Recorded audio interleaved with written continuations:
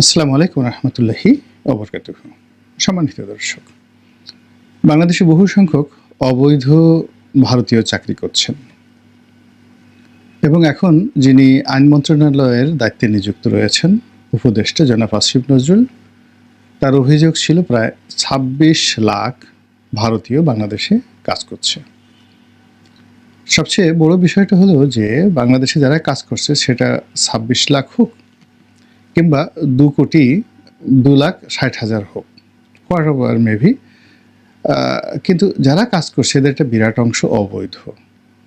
মানে আমাদের বাংলাদেশে যদি ওয়ার্ক পারমিট নিয়ে কাজ করতে হয় এবং এই কাজের যে অর্থ সেটি যদি আবার ব্যাংকের মাধ্যমে রেমিটেন্স করে পাঠাতে হয়, তাহলে যে একটা সিস্টেম থাকে সেই সিস্টেমটা ভারতীয়দের ক্ষেত্রে প্রযোজ্য হচ্ছে না। এখানে গার্মেন্টস সেক্টর থেকে শুরু করে বিভিন্ন সেক্টরে লাখ লাখ ভারতীয় চাকরি করছে যার সত্যিকার অর্থে ডাটা নেই। এটা ২,৬০,০০০ হতে পারে, ২৬ লাখ হতে পারে, অথবা ২০ লাখ হতে পারে। এতে আশ্চর্য হওয়ার কিছু নেই।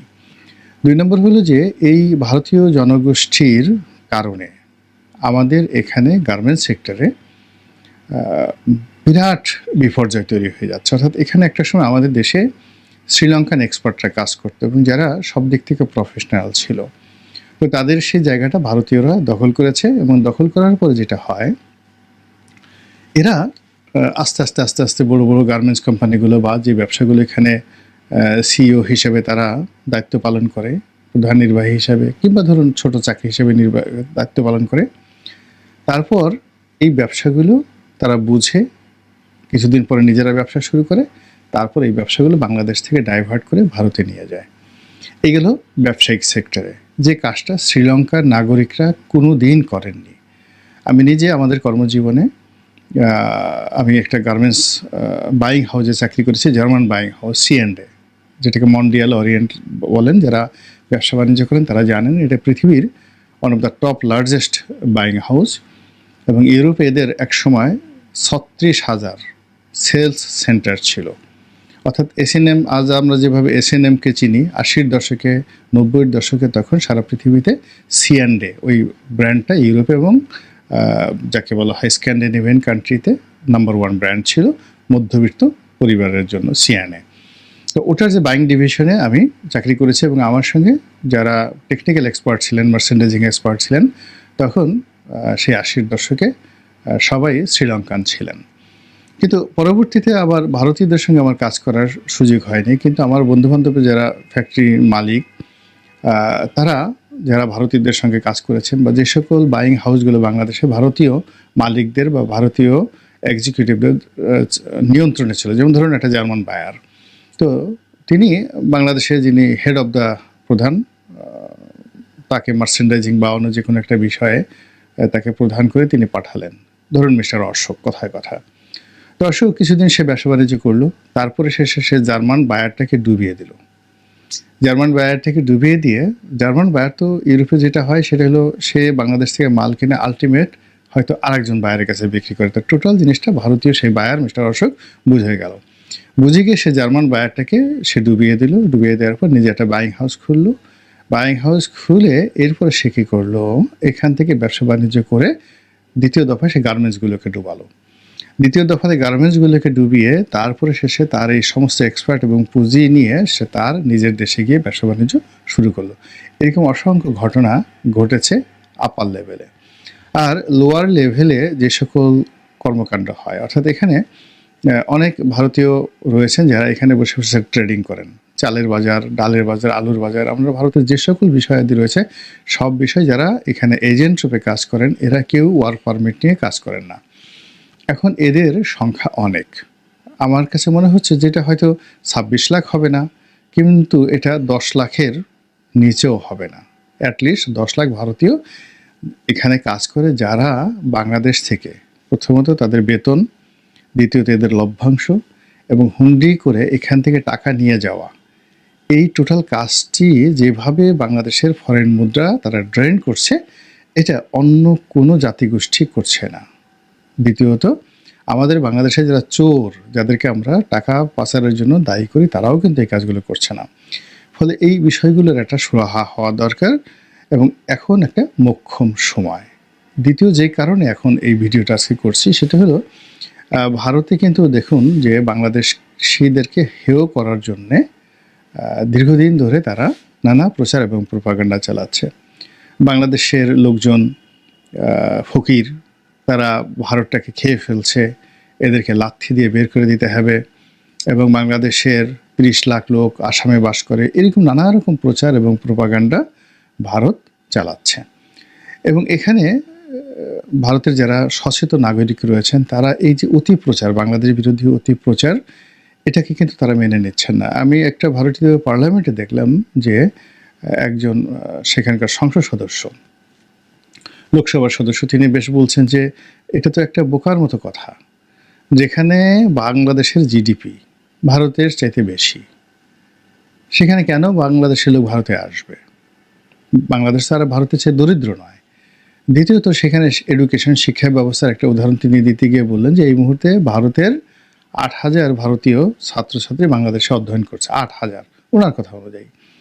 আর বাংলাদেশের ছাত্রছাত্রী সম্ভবত ১,৩০০ এখন ভারতের বিভিন্ন কলেজ বিশ্ববিদ্যালয়ে পড়াশোনা করছে বা স্কুলগুলোতে পড়াশোনা করছে। তো সেই অবস্থাতে লাথি দিয়ে বাংলাদেশিদেরকে বের করে দেওয়া হবে, এর চেয়ে বেকুবের মতো কথা হয় না। এটা কিন্তু ভারতীয় সংসদে এই ধরনের আলাপ আলোচনা হচ্ছে। তো এটা বর্তমান সরকার যারা আছেন তাদের জন্য একটা মোক্ষম সময় এরকম একটা ব্যবস্থা নেওয়া। আর যেটি হচ্ছে যে এই মুহূর্তে ভারতে যে মুসলিম বিদ্বেষ শুরু হয়েছে, কাশ্মীরের যে পেহেলগাম, সেখানে যে আক্রমণ, সেই আক্রমণকে কেন্দ্র করে সারা ভারতে যে ধরপাকড় শুরু হয়েছে, এবং সেখানে দেখা গেল গুজরাটে, মানে আশ্চর্য ব্যাপার হলো দক্ষিণ ভারত, বাংলাদেশে যদি ইভেন যদি দিল্লিতে হতো, কলকাতাতে হতো, আসামে হতো, ত্রিপুরাতে হতো, নাগাল্যান্ড, মিজোরাম, এখানে হতো, বিশ্বাস করা যেত। তারা কয়েকশো লোককে বন্দি করেছে গুজরাটে, নরেন্দ্র মোদীর এলাকাতে। এরা বাঙালি, এদেরকে ধরে বাংলাদেশে পাঠাতে হবে।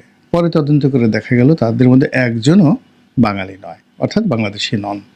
তো এই যে ভারত আমাদেরকে অপমান করার জন্য যে কাজগুলো করে যাচ্ছে, তার যদি উত্তর আমরা দিতে না পারি এবং এই সময়টিতে, তাহলে আমরা আর জীবনে দিতে পারবো না।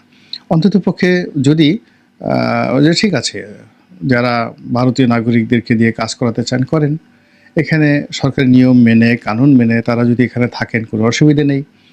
দ্বিতীয়ত এখানে যারা আসতে চান তাদেরকেও ওয়েলকাম। তৃতীয়ত যারা অবৈধ রয়েছেন তারা দরখাস্ত করতে পারেন, আর যারা দরখাস্ত করবেন না, এখন তারা যেভাবে রয়েছেন সেভাবে তারা বাংলাদেশে থাকতে পারবেন না। এখানে বাংলাদেশের সব কিছুই এখন একটু কম হচ্ছে, বাট আগের রেজিমের সময়টাতে বলতে গেলে সব ক্ষেত্রেই ভারতীয়রা যে আধিপত্য দেখাতেন এবং তারা অর্থনীতির চাকা যেভাবে ঘোরাতেন, ব্যবসা বাণিজ্য যেভাবে নিয়ন্ত্রণ করতেন, রাজনীতি যেভাবে নিয়ন্ত্রণ করতেন, তা একটা দেশের স্বাধীনতা, সার্বভৌমত্বের উপর রীতিমতো কুঠারাঘাত। এবং তারা অর্থনীতির যে মূল যে জিস্টগুলো রয়েছে যেভাবে শোষণ করে, লেহন করে এখান থেকে নিয়ে যেতেন, এটা অনেকটা ক্যান্সারের মতো আমাদের জন্য। আমাদের শ্রমিকরা যেখানে মাসে 40-50 হাজার টাকা আয় করার জন্য মধ্যপ্রাচ্যের উত্তপ্ত বালুকা ভূমিতে জীবন সঁপে দিচ্ছেন, 4 বছর 5 বছর পর একবার মাত্র বাংলাদেশে আসছেন, সেখানে ভারতীয় লাখ লাখ নাগরিক এখান থেকে কোনো রকম থোড়াই কেয়ার করে লক্ষ লক্ষ টাকা এক একজনে আয় করছেন। তারপরে শেষে অনেকে চোরাকারবারির সাথে জড়িত, অনেকে অনেক অপরাধের সাথে জড়িত। এই যে আপনি ধরুন আমাদের এমপি আনার যে মারা গেলেন কলকাতাতে, আপনি দেখেন এর পিছনে বিরাট একটা স্বর্ণ চোরাচালানি চক্র জড়িত, এবং সেই চক্রের একটা বিরাট গ্রুপ, তারা সেই যশোর এলাকাতে রাজত্ব করতেন, এবং তাদের সেই রাজত্ব, কুষ্টিয়া যশোর এলাকার রাজত্বের ক্ষেত্রে এমপি আনহার সেখানে হাত দিয়েছিলেন, তার নিজের নখ বসানোর চেষ্টা করছেন, ফলে তাকে কলকাতাতে নিয়ে কিভাবে মেরে ফেলা হলো। আপনাদের একসময় মনে আছে হুন্ডি কাজলের কথা, যে সেই বাংলাদেশের প্রথম যে হুন্ডির ব্যাপারে যাকে ধরা হলো গ্যাংস্টার, তো তার সমস্ত কর্মকাণ্ড ছিল ভারতকে কেন্দ্র করে। এই যে বাংলাদেশের ব্যাংকগুলোকে ডুবিয়ে যাওয়ার ক্ষেত্রে যে লোকটি প্রায় 8,000 কোটি টাকা আবার বলছে 8,000 কোটি টাকা, $1 বিলিয়ন ওই সময়টিতে, 80 টাকা করে যখন ডলারের মূল্য ছিল। যখন এই 8,000 কোটি টাকা ব্যাংকগুলো থেকে লুটপাট করলো যে লোকটি, তার নাম পিকে হালদার, সে কি একা এই কাজ করেছে? তার সঙ্গে ভারতের বিরাট একটা চক্র ছিল এবং তার পুরো টাকাটাই তিনি ভারতে পাচার করেছেন। এখন তিনি ভারতে অবস্থান করছেন এবং কয়েকদিন জেল খেটেছেন, আবার জেল থেকে বের হয়ে রাজার হালে তিনি সেখানে কাজকর্ম করে যাচ্ছেন। আর এখন এই যে বাংলাদেশ থেকে যত টাকা, এই মুহূর্তে বাংলাদেশ থেকে যত টাকা হুন্ডি এবং বাট্টার মাধ্যমে যাচ্ছে এবং আওয়ামী লীগের নেতাদের পকেটে নির্ভয়ে নিশ্চিন্তে যেভাবে টাকাগুলো চলে যাচ্ছে, এইভাবে যদি আরও কিছুদিন চলতে থাকে, একেবারে রীতিমতো বাংলাদেশ ফুটো হয়ে যাবে। তো এই ফুটো বন্ধ যদি ডক্টর মোহাম্মদ ইউনূসের সরকার করতে না পারে, তাহলে তিনি নিজেও কিন্তু ক্ষমতায় থাকতে পারবেন না। কাজেই চোখে চোখ রাখতে হবে, ন্যায়ের পথে চলতে হবে। আমরা কোনো অত্যাচার করতে চাই না, কাউকে অপমানিত করতে চাই না। আমরা বলছি না যে ডোনাল্ড ট্রাম্প যেভাবে পিটমোড়া করে বেঁধে, তারপর সে কোমরে রশি বেঁধে ভারতীয়দেরকে সেখানে ধরে যারা প্লেনে উঠিয়ে দিয়েছেন, আমরা ওরকম চাচ্ছি না। আমরা চাচ্ছি যে আমাদের যে সভ্যতা রয়েছে, ভব্যতা রয়েছে, আমরা কোনো গালাগাল করব না। আমরা আইনে যে জিনিসটা রয়েছে, কানুনে যেটা রয়েছে, এবং এটা কেবলমাত্র বাংলাদেশের জন্য নয়, সারা দুনিয়ার জন্য যেটা প্রযোজ্য, সেই কাজগুলি আমরা করব। এবং সেইভাবে যদি একটা অ্যাকশনে যাওয়া যায়, এই মুহূর্তে জনমত, মানে জনমত হই হই